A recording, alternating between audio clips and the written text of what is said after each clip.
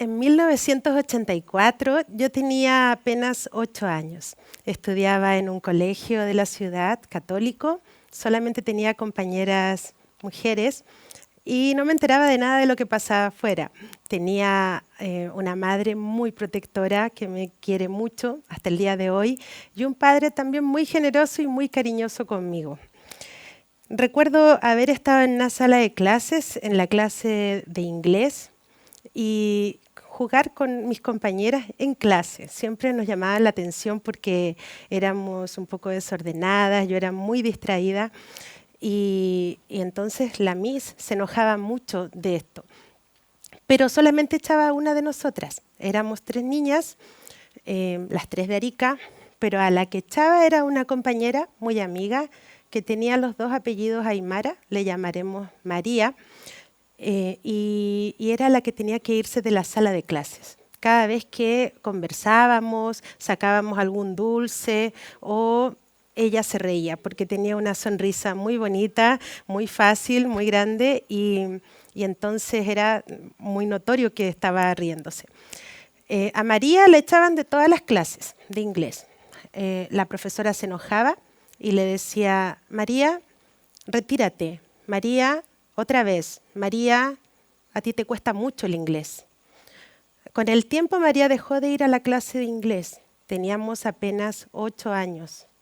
No sabíamos qué pasaba, pero visto desde hoy nos sentíamos muy incómodas con algo que no podíamos verbalizar en aquel tiempo.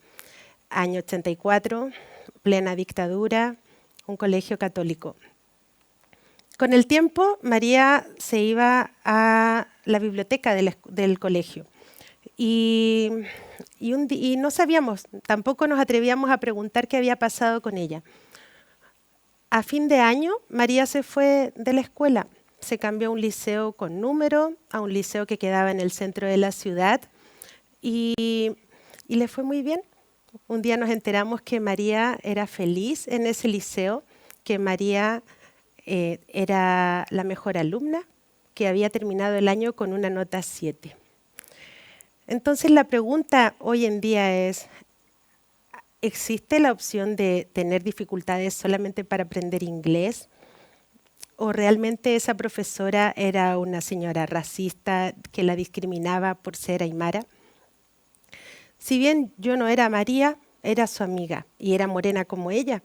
Éramos de más o menos la misma clase social y creo yo que ese impacto de lo que en ese momento vivía María y que nosotros no podíamos saber qué era, pero sí teníamos que aceptar porque nuestra profesora era la profesora, la que sabía y la que dominaba la sala de clases, creo que nos impactó a todas por igual. Con el tiempo, María terminamos el liceo, María se casó, no entró a la universidad y un día la vi y me dice, Pame, primero me autorizó para contar su historia, pero luego me dice, Pame, ¿sabes que cuando estuve embarazada, la Miss fue a verme al hospital y se disculpó conmigo? Se acordaba mi nombre, dijo, no sabía que ella iba a recordar cómo me llamaba.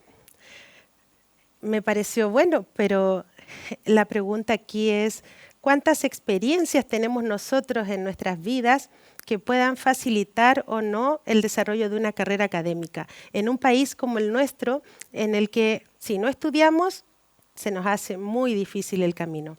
A diferencia de otros países, llamémosle del primer mundo, en donde la gente que no estudia o que tiene una carrera técnica tiene muchas veces muy buenas posibilidades laborales e incluso hasta mejores que quienes tienen una carrera universitaria. Yo soy psicóloga de profesión, hice el doctorado en psicología clínica, pero así es como me he movido al campo de la educación a estudiar con un equipo maravilloso de trabajo qué es lo que ocurre en las escuelas rurales de nuestra región de Arica y Parinacota. Cuando pregunto a la gente que no ha estado en clases o que no conoce los pueblos de nuestra ciudad, ¿cuántas escuelas rurales creen ustedes que tenemos en Arica y Parinacota? Generalmente dicen 3, dicen 4, 7, 10. Piensen ustedes cuántas escuelas rurales creen que tenemos en la región. Hasta para nosotros fue una sorpresa descubrir que las escuelas que enseñaban de 4º a 8º año básico eran 33.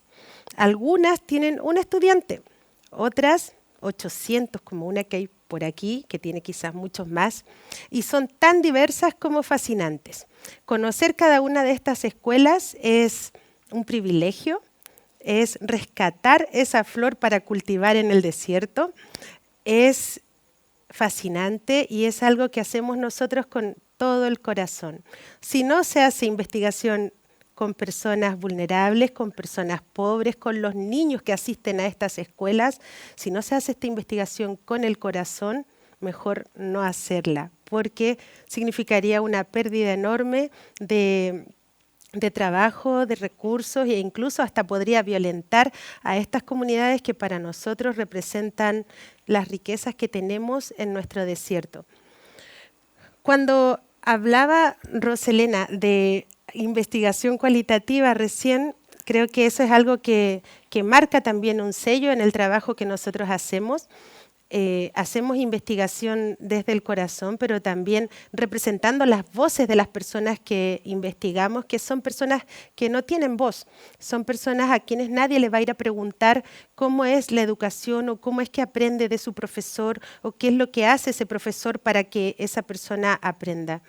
Y creemos que es algo tan importante, pero a la vez tan desafiante, porque las escuelas rurales quedan tan distantes y muchas veces desde la investigación es visto como vas a viajar todo un día, vas a subir 4.000 metros de altura para entrevistar a 3 personas. Oh, qué absurdo podría pensar un investigador cuantitativo, pero desde la investigación cualitativa créanme que es un tremendo aporte rescatar esos tesoros que encontramos en los pueblos y en estas escuelas.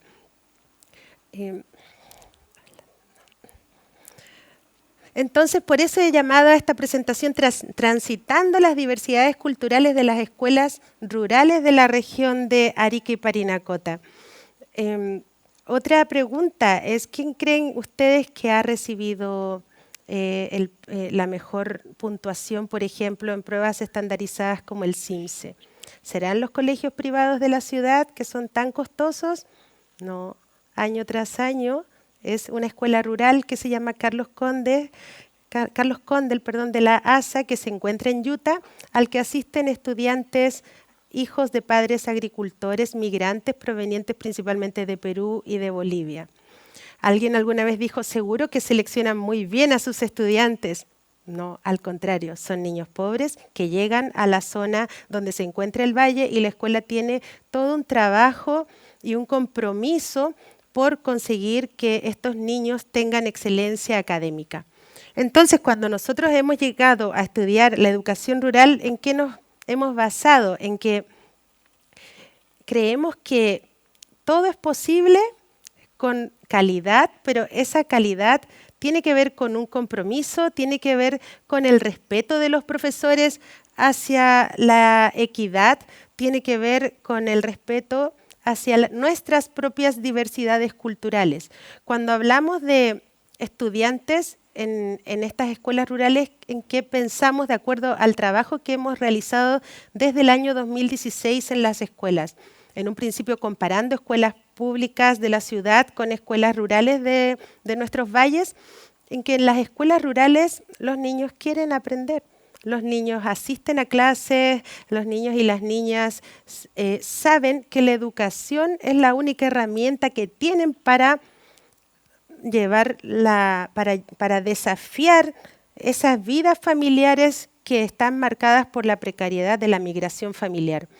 Y entonces llegar allí es un agrado, es un aporte. Vemos lo que esos niños y esas niñas aportan a la educación chilena, mientras el currículum formal oficial lo que hace es transmitir valores que no han sido suficientemente estudiados, como por ejemplo el valor que le da el currículum oficial a la colonización, a la cultura mapuche como la principal cultura en este país, que invisibiliza las culturas propias de nuestra región, que cuando habla de indígena, habla de un indígena colonizado que ganó con el proceso de colonización. Y entonces nuestra pregunta ahí es, ¿qué podemos hacer desde la investigación que trabajamos con estas diversidades culturales en las escuelas? ¿Qué hacemos nosotros? En la universidad tenemos un espacio que hemos creado que es un espacio para nosotros seguro para hablar de investigación cualitativa, que hay algunas imágenes. La gente viene feliz, es democrático, es gratuito, es congruente con lo que nos interesa hacer, ¿no? Y en esto rescato la idea de los valores porque muchas veces se ve la investigación como algo que no debería tener valores, que debería ser neutral, que debería ser totalmente controlado en cuanto a sus variables, y creemos que es al revés. Y entonces lo que nosotros hacemos son encuentros anuales en donde aprendemos unos de otros y en donde el foco de estudio no es la capital, no es necesariamente otros países, sino está aquí, en nuestra región de Arica y Parinacota, como centro para conocer y aprender unos de otros, ¿no? Vienen profesores de Bolivia, vienen profesores de Perú, tenemos estudiantes de los distintos países y nos escuchamos y hacemos talleres y compartimos en un espacio de colaboración en donde no tenemos que defender la investigación cualitativa como muchas veces nos ocurre fuera de este tipo de espacios.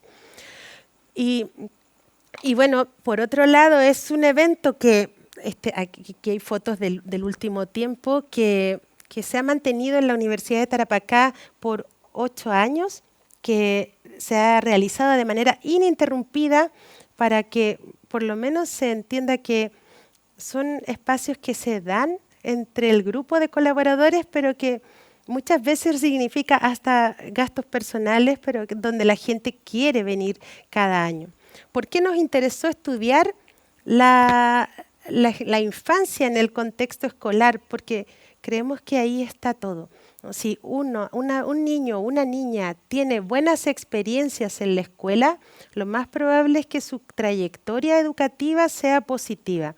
Si un profesor o una profesora tiene valores o percepciones o ideas que van en contra de la aceptación de esos estudiantes, lo más probable es que ese niño no viva una buena infancia y tenga dificultades para seguir estudiando después. ¿A cuántos niños no le han dicho, o a lo mejor a ustedes cuando fueron pequeños, esto te cuesta, esto no es para ti? Las niñas tienen que estudiar carreras de cuidado, los niños tienen que estudiar carreras de número, carreras fuertes. Lo podemos ver, no es difícil de ver. Si vemos en la Universidad de Tarapacá el reporte de estudiantes por carrera, en carreras como de educación, por ejemplo, educación parvularia, el 100% mujeres, ingeniería, el 100% varones, y así hay una marcada, yo diría que una marcada forma en que las personas definen su futuro según también estos estereotipos que tienen que ver con el género y que nos transmiten los profesores y las profesoras cuando somos pequeños y que nadie atiende, ¿no? ¿A qué profesor le han enseñado sobre el respeto a la diversidad en la universidad? ¿No? Tenemos un proyecto por ahí que está revisando eso y la información se sabe de antes que es muy escasa. ¿A qué profesores se les ha enseñado sobre asuntos de discapacidad o capacidades especiales o sobre las diversidades culturales, de cómo es un currículum en Perú, en Bolivia, o cómo se aborda el caso de un estudiante que venga de una zona rural, de un país vecino? No hay mucho de eso. Ahora, trabajar en esto es tan desafiante como fascinante, ¿no? Porque nos significa hacer lo que muchas veces es hasta incompatible con la labor académica, que es trasladarnos a los lugares donde nosotros hacemos las investigaciones. Hoy en día estamos trabajando en estas escuelas. Los puntos amarillos son las 33 escuelas rurales donde nosotros trabajamos, con un tremendo esfuerzo familiar también, en muchos casos, de programar semanas, de ir a un lugar, de ir a otro. Y en eso nos encontramos aprendiendo de los profesores que asumen roles muy distintos al de un profesor de la ciudad. En muchos casos son profesores que hacen de psicólogos, trabajadores sociales, padres cuando los niños viven sin sus familiares, orientadores, y es una labor que nadie reconoce, ¿no? Que nadie ve, que es invisible a nuestros ojos porque ese profesor está a 2 o a 3 horas de donde nos encontramos nosotros. ¿Qué creemos? Que el valor está ahí. Si yo con esto logro motivar o generar alguna curiosidad por estas escuelas o a pensar en estos niños o en cómo podemos nosotros aportar al campo de la educación desde las disciplinas que cada uno de ustedes trabaja, créanme que sería maravilloso. Pero hasta el momento creemos que sigue siendo algo invisible o algo que no es atendido como lo merece. Entonces, dentro de los valores de la investigación cualitativa, además de en algunos casos se busca ganar un proyecto que ampare, que ampare la idea, que nos signifique tener, no sé, los créditos necesarios para que la investigación sea reconocida institucionalmente y a nivel nacional o internacional.